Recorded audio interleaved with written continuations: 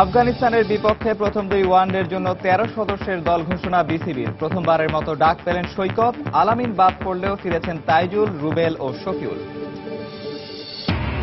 10 ডিসেম্বরের মধ্যে হবে 3 বছরের ফুটবল ক্যালেন্ডার, জানালেন সালাম মুর্শেদী। ভুটান ম্যাচের জন্য 1 অক্টোবর থেকে শুরু জাতীয় দলের ক্যাম্প, ফিরতে চান মামুনুল। অনূর্ধ্ব 18 যুব এশিয়া কাপ হকির জন্য শেষ মুহূর্তের প্রস্তুতিতে ব্যস্ত বাংলাদেশ। আসরের আগে প্রতিযোগিতামূলক ম্যাচ খেলতে না পারার আক্ষেপ যুবাদের। লা লিগায় টানা ম্যাচ জয়ের রেকর্ড করা হলো না রিয়াল মাদ্রিদের। ভিয়ারিয়ালের সঙ্গে 1-1 গোলে ড্র, পয়েন্ট ভাগাভাগি বার্সা অ্যাথলেটিকোর। 3 সপ্তাহের জন্য মাঠের বাইরে মেসি। এবং 3 ম্যাচ পর জয়ের দেখা পেল ম্যানচেস্টার ইউনাইটেড। ইংলিশ ফুটবল লিগে নর্দাম্পটনকে 3-1 গোলে হারালো রেড ডেভিলরা। জয় পেয়েছে ম্যান সিটি ও টটেনহাম।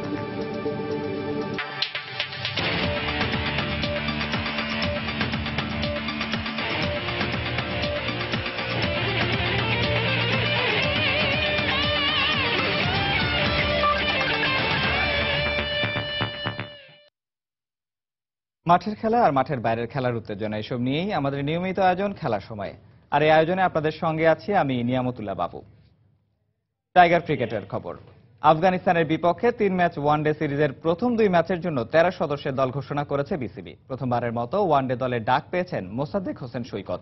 এছাড়াও ফিরেছেন স্পিনার তাইজুল ও পেসার শফিউল ও রুবেল হোসেন। তবে শৃঙ্খলাজনিত কারণে দল থেকে বাদ পড়েছেন আলামিন হোসেন। প্রধান নির্বাচক মিনহাজুল আবেদিন নান্নু জানান, বোলিং অ্যাকশন পরীক্ষার ফলাফল ইতিবাচক হলে তাসকিন আহমেদ দলের সঙ্গে যোগ দেবেন। 7 মাস পর আন্তর্জাতিক ক্রিকেটে ফিরছে হোম অফ ক্রিকেট মিরপুরে, আর 10 মাস পর ওয়ানডে ফরম্যাটে টাইগার ক্রিকেট। প্রতীক্ষাটা বেশ দীর্ঘ, তাই কিনা তামিম, সাকিব, সৌম্যদের তর্স হইছে না ক্রিকেট ক্যানভাস মাতাতে।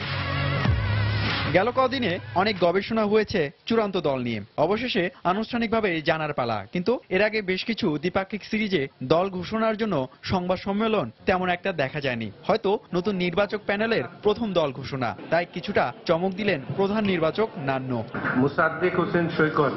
ঘরোয়া ক্রিকেটে দারুণ পারফরমেন্স করা আলামিন হোসেনের জায়গা হয়নি শৃঙ্খলা ভঙ্গের কারণে, তাই কপাল খুলেছে শফিউল ইসলামের। আর প্রাথমিক দলের বাইরে থাকার পরেও বিসিবি শেষের দিকে পুলে ডাকলেও মোশাররফ রুবেল চূড়ান্ত দলে ঠাঁই না পাওয়ার কারণের ব্যাখ্যার যুক্তিতে প্রশ্ন থেকেই গেল। মাঝখানে অনেক গ্যাপ হয়ে গেছে, তো একটা খেলোয়াড়কে দেখার সময় যে কোনো সময় ডাকা যায়, তো সুতরাং ওইভাবে বিবেচনা আমরা করি না যে ওকে জাতীয় দলে এখনই নিতে হবে। আলামিনের ব্যাপারে কিছু নেগেটিভ জিনিস রয়েছে, তো সেই হিসাবে শফিউল একটু এগিয়ে ছিল, শফিউলকে কনসিডার করে যাবে। বাংলাদেশ স্বাগতিক হয় দল নির্বাচনে বাড়তি সুবিধা পাবে বিসিবি, তাই স্পিড স্টার তাসকিন আহমেদের বোলিং অ্যাকশনের ফলাফল ইতিবাচক হলে চতুর্থ পেসার আর 14তম সদস্য হিসেবে দরজা খোলা রেখেছে ক্রিকেট বোর্ড। তাসকিনের ব্যাপারটা হলো এখন পর্যন্ত আমরা আইসিসিতে কোনো রেজাল্ট পাইনি, তো সুতরাং ওর জন্য অপেক্ষা অবশ্যই করতে হবে। এটা আসলে আমরা হুমায়ুন কবির রোজ, সময় সংবাদ, ঢাকা। ব্যাংকের মাধ্যমে না, বাংলাদেশ আফগানিস্তান ওয়ানডে সিরিজের টিকিট বিক্রি হবে অনলাইনে। বৃহস্পতিবার মিরপুর শেরে বাংলা স্টেডিয়ামে এক সংবাদ সম্মেলনে বিষয়টি জানানো হয়। অনলাইনে সহজ.com এর মাধ্যমে বৃহস্পতিবার বিকেল থেকেই টিকিট কিনতে পারবেন ভক্তরা। একজন দর্শক সর্বোচ্চ 3টি টিকিট কিনতে পারবেন। এজন্য সহজ.com এর ওয়েবসাইটে গিয়ে নির্ধারিত ফরম পূরণ করতে হবে। টিকিট কেনার জন্য মোবাইল ফোন নাম্বার, ছবি ও জাতীয় পরিচয়পত্র প্রয়োজন। অনলাইনে টিকিট বুকিং দেওয়ার পর দর্শকরা তা সংগ্রহ করতে পারবে সহজ.com এর অফিস এবং লোটোর 6টি আউটলেট থেকে। এছাড়াও ম্যাচের দিনে আউটার স্টেডিয়ামেও টিকিট বিক্রি করা হবে বলে বিসিবির পক্ষ থেকে জানানো হয়েছে।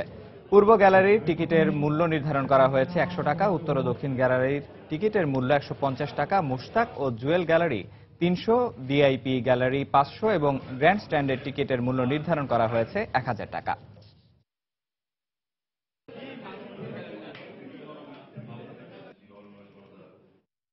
এদিকে বাংলাদেশের বিপক্ষে ওয়ানডে সিরিজকে সামনে রেখে প্রথমবারের মতো অনুশীলন করেছে আফগানিস্তান জাতীয় ক্রিকেট দল। আজ মিরপুরের একাডেমি মাঠে অনুশীলন করে তারা। তবে অনুশীলন শেষে গণমাধ্যমের সঙ্গে কথা বলেনি দলের কোনো সদস্য। বাংলাদেশের বিপক্ষে 3 ম্যাচ ওয়ানডে সিরিজ খেলতে বুধবার বিকেলে ঢাকায় এসে পৌঁছে আফগানিস্তান জাতীয় ক্রিকেট দল। এবছর 3টি ওয়ানডে সিরিজ খেলে শুধু স্কটল্যান্ডের বিপক্ষে জিতেছে আফগানরা। গেল জুলাইয়ে খেলার সবশেষে আয়ারল্যান্ডের বিপক্ষে 5 ম্যাচের সিরিজটি ড্র হয় 2-2 ব্যবধানে। এছাড়া জিম্বাবুয়ের বিপক্ষে সিরিজ হেরেছে নবী স্তানিকজাইরা। তাই বাংলাদেশের বিপক্ষে ভালো কিছু করতে মুখিয়ে আছে লাল চাঁদ রাজপুতের শিষ্যরা। বাংলাদেশের বিপক্ষে সিরিজে একটি ম্যাচ জিতলেও রেটিং পয়েন্ট যোগ হবে আফগানদের। এছাড়া ওয়ানডেতে বাংলাদেশকে হারানোর অভিজ্ঞতাও আছে দলটির। 3 ম্যাচের ওয়ানডে সিরিজের প্রথম ম্যাচ মিরপুরে অনুষ্ঠিত হবে 25 সেপ্টেম্বর। একই ভেন্যুতে সিরিজের বাকি দুটি ম্যাচ মাঠে গড়াবে যথাক্রমে 28 সেপ্টেম্বর ও 1 অক্টোবর। এর আগে আগামীকাল ফতুল্লায় বিসিবি একাদশের বিপক্ষে একটি প্রস্তুতি ম্যাচ খেলার সুযোগ পাবে আফগানিস্তান।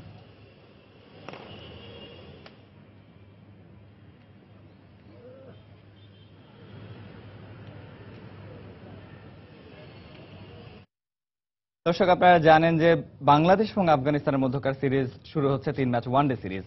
তো আমরা এক্ষেত্রে আজকে যেই দলগুলো ঘোষণা করা হয়েছে, বাংলাদেশের যেই 13 সদস্যের যে দলটি ঘোষণা করা হয়েছে, এখানে কিন্তু আপনাদেরকে আগেই জানিয়েছি যে নতুন মুখ হিসেবে এখানে আমরা দেখতে পাচ্ছি মোসাদ্দেক হোসেন সৈকতকে।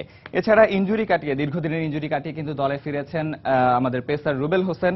এছাড়া তাইজুল ইসলাম, যিনি খুব স্বল্প সংখ্যক ওয়ানডে খেলে এখন পর্যন্ত টেস্ট তার ক্যারিয়ার যদিও বেশ সমৃদ্ধ বলা চলে, কিন্তু ওয়ানডে কিন্তু মাত্র তিনি 2টি খেলেছেন। তো আমরা তিনিও এবারের আফগানিস্তানের বিপক্ষে যে সিরিজটি আছে সেটিতে কিন্তু ডাক পেয়েছেন।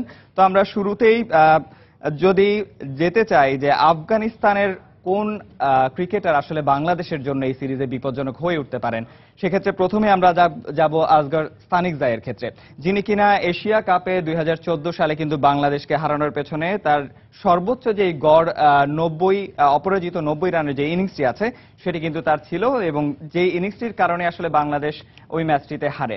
তো এই ক্ষেত্রে আমরা তার যদি ক্যারিয়ারটি দেখি, তিনি 59টি ম্যাচ খেলেছেন এখন পর্যন্ত, রান করেছেন 1134 রান। তার সর্বোচ্চ রানের যে ইনিংসটি যেটি আমরা কিছুক্ষণ আগে বলছিলাম 90 রানের অপরাজিত ইনিংস, গড় যদিও খুব একটা ওয়ানডের জন্য 21.39 যেই গড়টি আছে সেটি কিন্তু বেশ চমৎকার বলা চলে। আর স্ট্রাইক রেট যদিও তিনি বেশ ধীরে সুস্থে খেলার একটি তার প্রবণতা আমরা দেখতে পাচ্ছি, 59.97 যে স্ট্রাইক রেটটি। আর যদি আমরা সেঞ্চুরি এবং হাফ সেঞ্চুরি হিসেব করি সেক্ষেত্রে তার 5টি অর্ধশত রয়েছে। সেক্ষেত্রে বলা চলে যে স্তানিকজাই কিন্তু যে কোনো সময় বাংলাদেশের জন্য বিপজ্জনক হয়ে উঠতে পারেন। আর এক্ষেত্রে এবার যদি আমরা আসি যে আফগানিস্তান দলের যিনি অলরাউন্ডার আছেন, স্পিনার অলরাউন্ডার এবং ব্যাটিংয়েও যিনি বেশ পারদর্শী, তিনি হচ্ছেন আমাদের মোহাম্মদ নবী আফগানিস্তান দলের। তো সেক্ষেত্রে আমরা যদি তার শুরুতেই তার ব্যাটিং এর দিকে আমরা তাকাই, সেক্ষেত্রে 67 ম্যাচে রান করেছেন 1063 রান। যিনি স্পিনার হিসেবে মূলত দলে জায়গা পেয়েছিলেন, পরবর্তীতে তিনি কিন্তু অলরাউন্ডার হিসেবে নিজেকে আত্মপ্রকাশ করেন। এবং তার আমরা যদি সর্বোচ্চ ধরি, তার কিন্তু একটি শতকও আছে, 116 রানের একটি ইনিংস আছে যার ইনিংস সেরা। এছাড়া আমরা এখন যদি বোলিং এর দিকে তাকাই, তিনি কিন্তু 67 ম্যাচে 63টি উইকেট নিয়েছেন স্পিন বোলিং এ। সুতরাং বলা চলে যে বোলিংয়েও তিনি কিন্তু সমানভাবেই বাংলাদেশের জন্য বিপজ্জনক হয়ে উঠতে পারেন। আর এক্ষেত্রে তার যে বেস্ট যে বোলিং ফিগারটি আমরা দেখতে পাচ্ছি যে 31 রানে তিনি 4 উইকেট নিয়েছেন। এছাড়া গড়ের ক্ষেত্রেও কিন্তু 35.82 এর একটি গড় দেখতে পাচ্ছি, আর ইকোনমিও 4.34। সুতরাং বলা চলে যে আসলে বাংলাদেশের ব্যাটসম্যানদের বিপক্ষে যে কোনো সময় কিন্তু মোহাম্মদ নবীও বিপজ্জনক হয়ে উঠতে পারেন বোলিং এর ক্ষেত্রে এবং ব্যাটিং এর ক্ষেত্রেও। আর এবার যদি বাংলাদেশের আমরা ক্রিকেটারদের কথায় আসি, এবং প্রথমেই আসতে হয় আসলে মোসাদ্দেক হোসেন সৈকতের ব্যাপারে, যিনি কিনা প্রথমবারের মতো বাংলাদেশ জাতীয় দলের জার্সি গায়ে ওয়ানডে ম্যাচ খেলতে যাচ্ছেন। এবং তার আমরা যদি রানের হিসেবটি দেখি যে 39 ম্যাচে তিনি 1291 রান করেছেন, তার সর্বোচ্চ 100 রানের একটি ইনিংস আছে। এছাড়া গড়েও কিন্তু তিনি যে কোনো ব্যাটসম্যানের জন্য ঈর্ষণীয়, কারণ তার 46.10 গড়ের একটি ইনিংস, তার যে গড় প্রতিটি ম্যাচে সেটি কিন্তু আমরা দেখতে পাচ্ছি তার রানের গড়। এছাড়া তার 9টি হাফ সেঞ্চুরি আছে এবং 1টি সেঞ্চুরি আছে। এছাড়া তার স্ট্রাইক রেটও কিন্তু খুবই দুর্দান্ত, 89.21 এর তার স্ট্রাইক রেট আমরা দেখতে পাচ্ছি। আর পরবর্তীতে যদি এবার আমরা আসি তাইজুল ইসলামের ক্ষেত্রে, যিনি আসলে মাত্র 2টি ওয়ানডে খেলেছেন বাংলাদেশ জাতীয় দলের জার্সি গায়ে, এবং তার মধ্যে একটি ম্যাচে কিন্তু আমরা দেখতে পাচ্ছি যে তিনি এখন পর্যন্ত একটি ম্যাচে 4 উইকেট নিয়েছেন 11 রান দিয়ে, যেটি তার বেস্ট বোলিং ফিগার 2টি ম্যাচের মধ্যে। সুতরাং বলা চলে যে তার একটি কামব্যাক করার একটি সুযোগ থাকছে, এবং নেক্সট ইংল্যান্ডের সাথে যে সিরিজটিতে সেটিতেও কিন্তু তার যে যোগ্যতাটা সেটা আবারও বা বোলিং নৈপুণ্যটা প্রমাণ করে ইংল্যান্ড সিরিজে তার দলে জায়গা পাওয়ার কিন্তু একটা সুযোগ থেকে যাচ্ছে। সুতরাং বলা চলে, এছাড়া আমরা যদি ইকোনমি রেটের দিকে তাকাই যে 4.05 যে ইকোনমি রেট, দুর্দান্ত একটা ইকোনমি রেট আমরা দেখতে পাচ্ছি। এছাড়া গড় 17.25, বেশ হিসেব বিকাশ করে তিনি বোলিং করেন, সেটা কিন্তু আমরা এখানে প্রমাণ পাচ্ছি। তো পরবর্তীতে এখন আমরা যদি বলি যে ইনজুরি কাটিয়ে, দীর্ঘদিনের ইনজুরি কাটিয়ে 2015 সালে লাস্ট ওয়ানডে খেলে দীর্ঘদিনের ইনজুরি কাটিয়ে তিনি দলে ফিরেছেন, তিনি হচ্ছেন আমাদের পেসার রুবেল হোসেন। তো রুবেল হোসেনের যদি আমরা বোলিং যে ফিগারটি আছে, তার যে পরিসংখ্যান, সেটি যদি আমরা তাকাই, যে ম্যাচ খেলেছেন 67টি, উইকেট 87টি এবং সেরা 6 উইকেট 26 রানে। সুতরাং বলা যায় যে আফগানিস্তানের ব্যাটসম্যানদের জন্য কিন্তু মূর্তিমান আতঙ্ক হিসেবেই তিনি ম্যাচের মধ্যে আবির্ভূত হতে পারেন।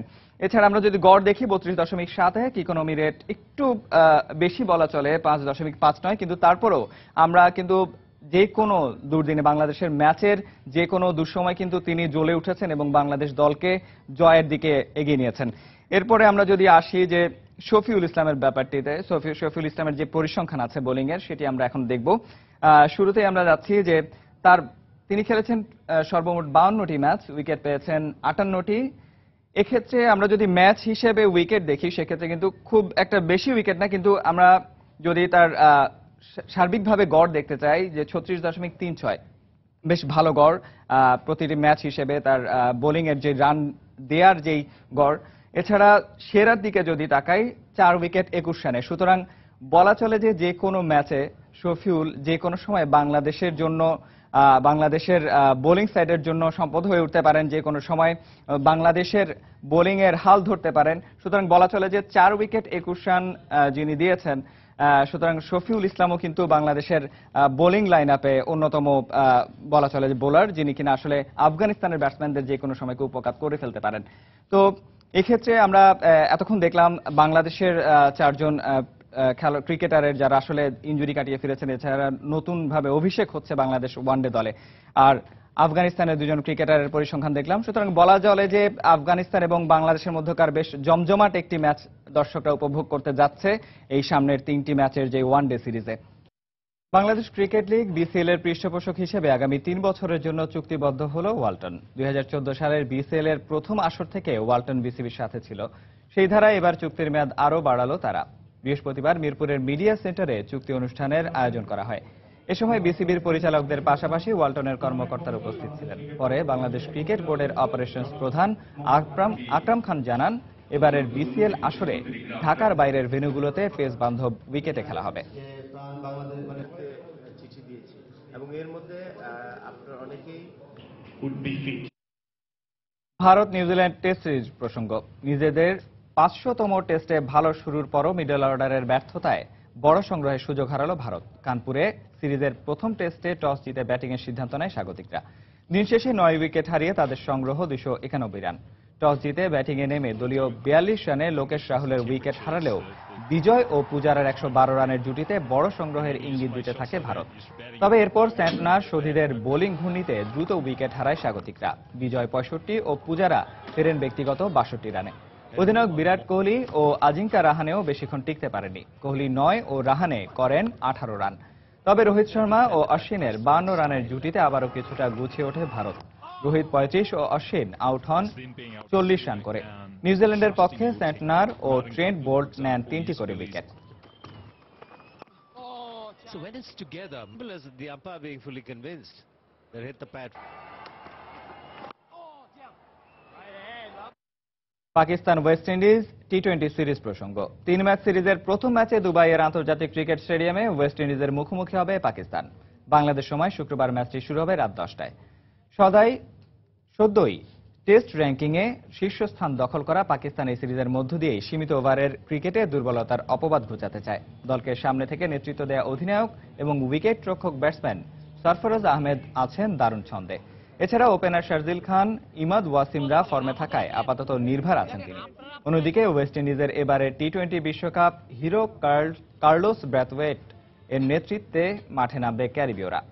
এভিন লুইস, ওয়ালটনের মতো দুর্দান্ত ফর্মে থাকা তরুণরা ক্যারিবীয়দের হয়ে ভরসা যোগাচ্ছেন এই ম্যাচটিতে। সঙ্গে স্যামুয়েলস, ব্রাভো, নারিন, পোলার্ডের মতো টি-20 স্পেশালিস্টরা দলে থাকায় জয় ছাড়া কিছুই ভাবছেন না তারা।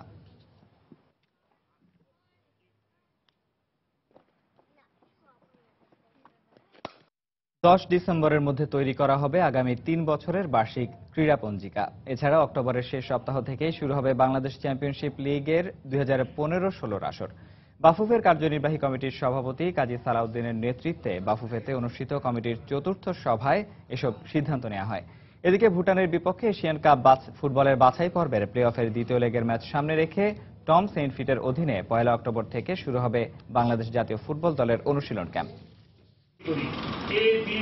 বরাবরের মতো বাংলাদেশ ফুটবল ফেডারেশনের সভাকক্ষে বসে কার্যনির্বাহী কমিটির নিয়মিত সভা। কাজী সালাউদ্দিনের সভাপতিত্বে চতুর্থ এ সভায় এসেছে বেশ কয়েকটি গুরুত্বপূর্ণ সিদ্ধান্ত, যেখানে উঠে আসে বাংলাদেশ চ্যাম্পিয়নশিপ লিগ 2015-16 আসরে অংশ নেওয়া দলগুলোর দলবদল ও লিগ শুরুর সময়। উইন্ডো ক্লিয়ারেন্সটা হবে আপনার 1 অক্টোবর থেকে 15 অক্টোবর, অর্থাৎ 15 দিন আপনার ক্লিয়ারেন্স ডেট থাকে। চ্যাম্পিয়নশিপ লিগে ফাইনালি চূড়ান্তভাবে 8টি দল অংশগ্রহণ করছেন এবং খেলাটি ডবল লিগ পদ্ধতি হবে। আমরা চেষ্টা করব পেশাদার লিগের সর্বোচ্চ খেলাটা যখন হবে তার আগেই যেন এই খেলা শেষ হয়ে যায়। এদিকে বাফুফের স্ট্যান্ডিং কমিটি গঠন ও পর্যালোচনার লক্ষ্যে সিনিয়র সহসভাপতি আব্দুস সালাম মুর্শিদীকে আহ্বায়ক করে 7 সদস্য বিশিষ্ট এক কমিটি গঠন করা হয়। প্রত্যেকটা কমিটির চেয়ারম্যান তারা পূর্ণাঙ্গ কমিটি উইদিন নেক্সট 31 অক্টোবর না, তার 30 অক্টোবরের মধ্যে এই কমিটিগুলো তারা আমাদের কাছে জমা দিবে এবং আমাদের এই কমিটি সেই কমিটিগুলো ঠিক করে দিয়ে ফাইনালে একটা অর্থাৎ চূড়ান্তভাবে আমরা কমিটিগুলো গঠন করব। ভুটানের বিপক্ষে এশিয়ান কাপ ফুটবলের বাছাই পর্বের প্লে অফের দ্বিতীয় লেগের ম্যাচ সামনে রেখে জাতীয় দলের অনুশীলন ক্যাম্প শুরু হবে 1 অক্টোবর থেকে। টম সেইন্টফিটের অধীনে দেশ ছাড়ার আগে 1 সপ্তাহ চলবে এই ক্যাম্প। আমাদের কোচ ইতিমধ্যে 3 দিন আগে ফেরত এসেছেন। গত পরশু থেকে তিনি সকল খেলাগুলো মাঠে তিনি দেখছেন। 1 তারিখ থেকে আমাদের এই ট্রেনিং, ন্যাশনাল টিমের ট্রেনিং হবে 1 থেকে 7 তারিখ পর্যন্ত। বাফুফের আগামী 3 বছরের বার্ষিক ক্রীড়া পঞ্জিকা 10 ডিসেম্বরের মধ্যে প্রকাশ করা হবে বলেও জানানো হয় সভায়।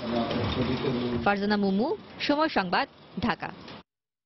এএফসি এশিয়ান কাপ বাছাই পর্বের প্লে অফের প্রথম লেগে ঘরের মাঠে ভুটানের বিপক্ষে সেইন্টফিটের স্কোয়াডে ঠাঁই মেলেনি, তাই অভিমানে অবসরের ঘোষণাই দিয়ে ফেলেন মামুনুল ইসলাম। কিন্তু বাফুফে চাইলে আবারও জাতীয় দলে ফেরার ইচ্ছার কথা জানিয়েছেন তিনি। এদিকে ন্যাশনাল টিমস কমিটি বলছে কোচের ইচ্ছার উপরই নির্ভর করছে সব। দীর্ঘদিন বাংলাদেশ দলের অধিনায়কের বাহুবন্ধনী ছিল তার হাতে, কিন্তু পেশাদার কোচ টম সেইন্টফিট সেসব আমলে নেননি।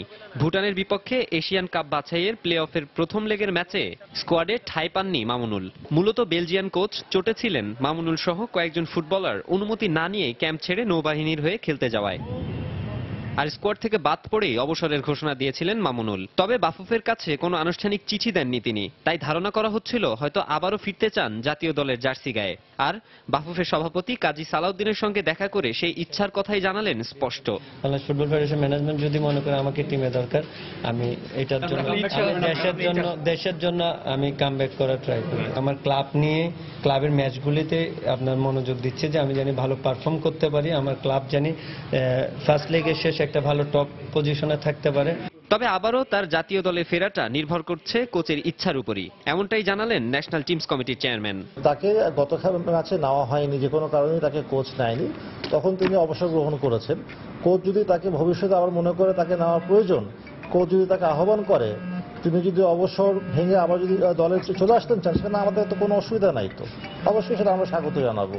শৃঙ্খলা, নিবেদন আর দক্ষতার অভাব। সাম্প্রতিক সময়ে মামুনুল সহ দেশের অন্য ফুটবলারদের নামের সঙ্গে এসব শব্দই উচ্চারিত হয় সবচেয়ে বেশি।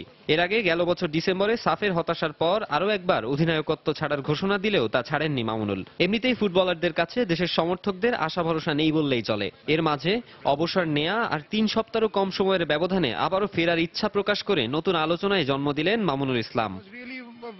মাকসুম আলম খান, সময় সংবাদ, ঢাকা। অপরাজিত চ্যাম্পিয়ন হয়ে এএফসি অনূর্ধ্ব 16 চ্যাম্পিয়নশিপের মূল পর্বে জায়গা করে নেয় আমরা নেটওয়ার্ক এর পক্ষ থেকে সম্মাননা জানানো হয় বাংলাদেশ অনূর্ধ্ব 16 নারী ফুটবল দলকে। বৃহস্পতিবার বাংলাদেশ ফুটবল ফেডারেশনে অনুষ্ঠিত হয় এই সংবর্ধনা অনুষ্ঠান। সংবর্ধনা অনুষ্ঠানে বাংলাদেশ অনূর্ধ্ব 16 নারী দলের খেলোয়াড় ছাড়াও দলের প্রধান কোচ গোলাম রব্বানী ছোটন এবং মহিলা ফুটবল কমিটির চেয়ারম্যান মাহফুজা আক্তার কিরণ উপস্থিত ছিলেন। এছাড়া বাফুফের পৃষ্ঠপোষক কোম্পানি আমরা নেটওয়ার্কের ঊর্ধ্বতন কর্মকর্তারাও এদিন উপস্থিত ছিলেন। সংবর্ধনা অনুষ্ঠানে আমরা নেটওয়ার্কের পক্ষ থেকে বাংলাদেশ অনূর্ধ্ব 16 নারী ফুটবল দলের প্রত্যেককে খেলোয়াড়কে একটি করে স্মার্ট ডিভাইস দেওয়া হয়। অনুষ্ঠানে স্পন্সর প্রতিষ্ঠানটির ব্যবস্থাপনা পরিচালক সাইদ ফরহাদ আহমেদ মেয়েদের এমন অর্জনের প্রশংসা করেন। পাশাপাশি মেয়েরা তাদের ধারাবাহিক পারফরমেন্স ধরে রেখে এগিয়ে গেলে ভবিষ্যতেও তাদের পাশে থাকার ব্যাপারে প্রতিশ্রুতি দেন তিনি।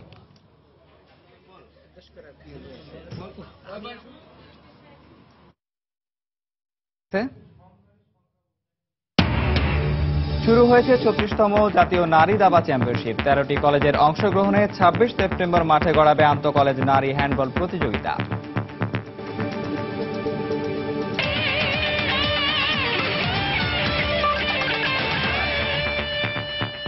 আরএফএল ওয়াটার পাম্প, পানি দেবে টেনশন নয়। লা লিগার খবর। স্প্যানিশ লা লিগায় জয়ের মুখ দেখেছে দুই জায়ান্ট রিয়াল মাদ্রিদ ও বার্সেলোনা। ক্যাম্প নুতে বার্সেলোনা এবং অ্যাথলেটিকো মাদ্রিদের মধ্যকার হাই ভোল্টেজ ম্যাচটি 1-1 গোলে ড্র হয়েছে। অন্যদিকে ঘরের মাঠ সান্তিয়াগো বার্নাব্যুতে ভিয়ারিয়ালের বিপক্ষেও 1-1 গোলে ড্র করেছে রিয়াল মাদ্রিদ। অবশ্য এই ড্রয়েও 5 ম্যাচে 13 পয়েন্ট নিয়ে টেবিলের শীর্ষে অবস্থান করছে রিয়াল, আর সমান ম্যাচে 10 পয়েন্ট নিয়ে বার্সা আছে টেবিলের 3 নম্বরে। ম্যাচের 41 মিনিটে ইনিয়েস্তার ক্রস থেকে চমৎকার হেডে বার্সার হয়ে লিড আনেন ইভান রাকিটিচ। এরপর আর কেউ গোল করতে না পারলে 1-0 ব্যবধানে এগিয়ে থেকে বিরতিতে যায় বার্সেলোনা। খেলার 61 মিনিটে অ্যাথলেটিকোকে সমতায় ফেরান আনহেল কোরেয়া। এরপর দুপক্ষ আর কোনো গোল করতে না পারলে ম্যাচ শেষ হয় ড্রয়ের মধ্য দিয়ে। এদিকে লা লিগায় আরেক ম্যাচে প্রথমার্ধের ইনজুরির সময় মিডফিল্ডার ব্রুনোর পেনাল্টিতে পিছিয়ে যায় রিয়াল মাদ্রিদ। তবে বিরতি থেকে ফিরেই হামেস রদ্রিগেজের কর্নারে মাথা ছুঁয়ে গ্যালাকটিকোদের সমতায় ফেরান রামোস। ম্যাচের বাকি সময় আর কোনো গোল না করতে পারলে এই ম্যাচটিও দেখে ড্রয়ের মুখ।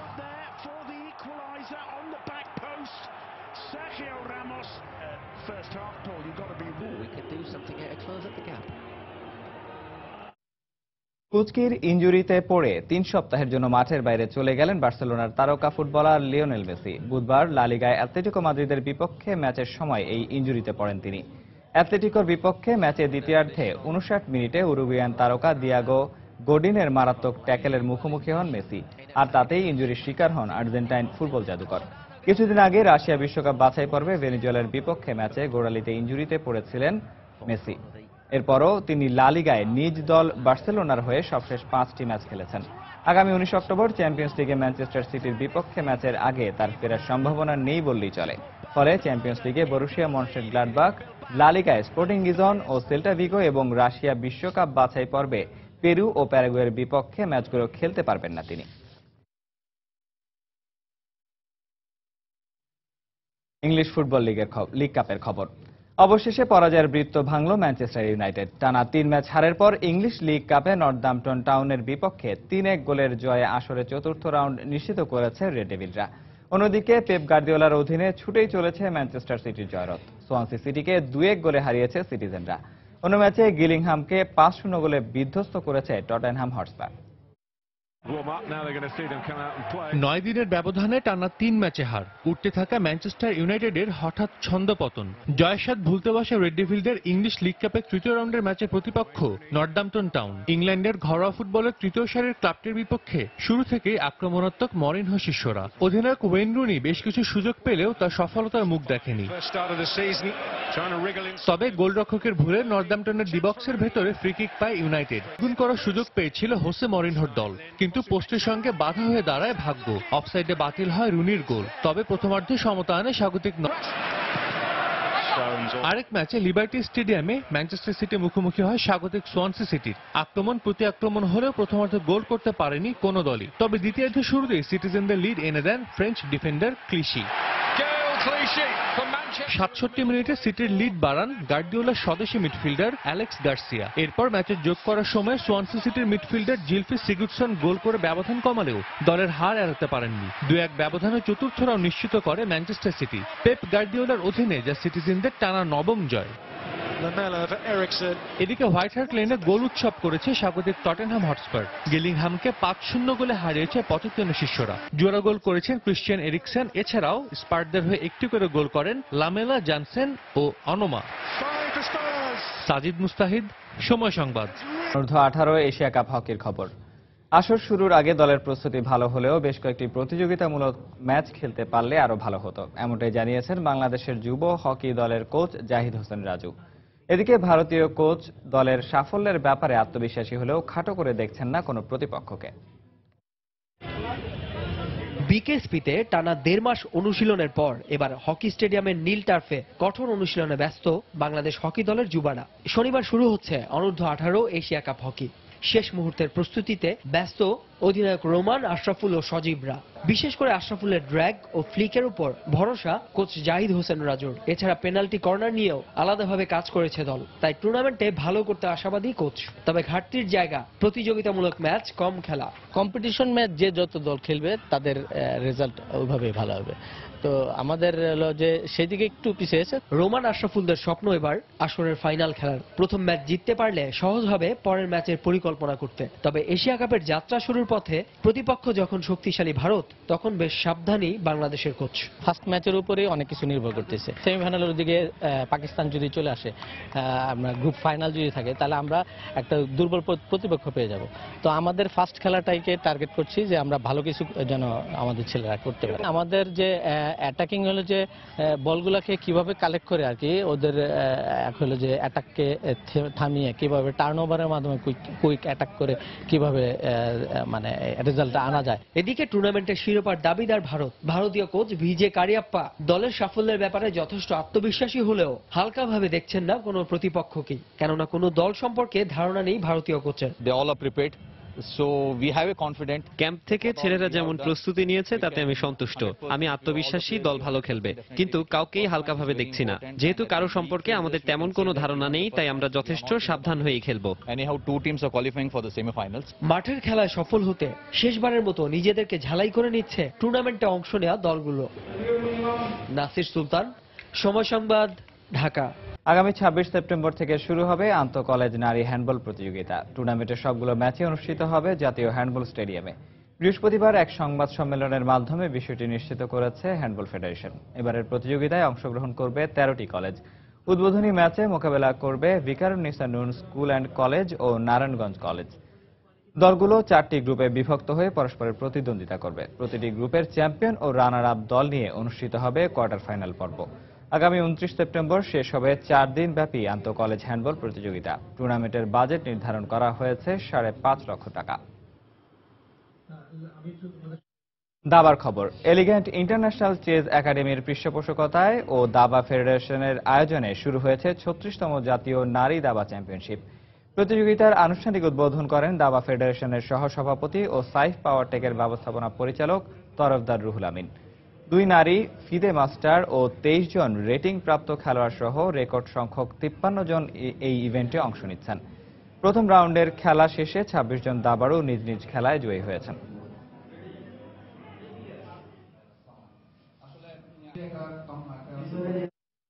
বান্দরবানে সেরা সাঁতারুর খোঁজে বাংলাদেশ প্রতিযোগিতার বাছাই পর্ব সম্পন্ন হয়েছে। বৃহস্পতিবার বান্দরবান সদর উপজেলা পরিষদের পুকুরে এই প্রতিযোগিতা অনুষ্ঠিত হয়। তৃণমূল পর্যায় থেকে প্রতিভাবান সাঁতারু খুঁজে বের করতে দেশব্যাপী এই আয়োজন শুরু করেছে বাংলাদেশ সুইমিং ফেডারেশন। দেশের 64টি জেলা থেকে 1000 সাঁতারু বাছাই করে ঢাকায় নিয়ে আসা হবে। তাদের মধ্য থেকে 160 জনকে 3 মাসের বিশেষ প্রশিক্ষণ দেওয়া হবে। বাংলাদেশ নৌবাহিনীর সহযোগিতায় ও বান্দরবান জেলা ক্রীড়া সংস্থার ব্যবস্থাপনায় দিনব্যাপী এই প্রতিযোগিতায় বান্দরবান জেলার বিভিন্ন অঞ্চল থেকে বেশ কিছু সংখ্যক সাঁতারু এই প্রতিযোগিতায় অংশগ্রহণ করে। এর আগে সেরা সাঁতারুর খোঁজে বাংলাদেশ এই প্রতিযোগিতার উদ্বোধন করেন বান্দরবানের জেলা প্রশাসক দিলীপ কুমার বণিক।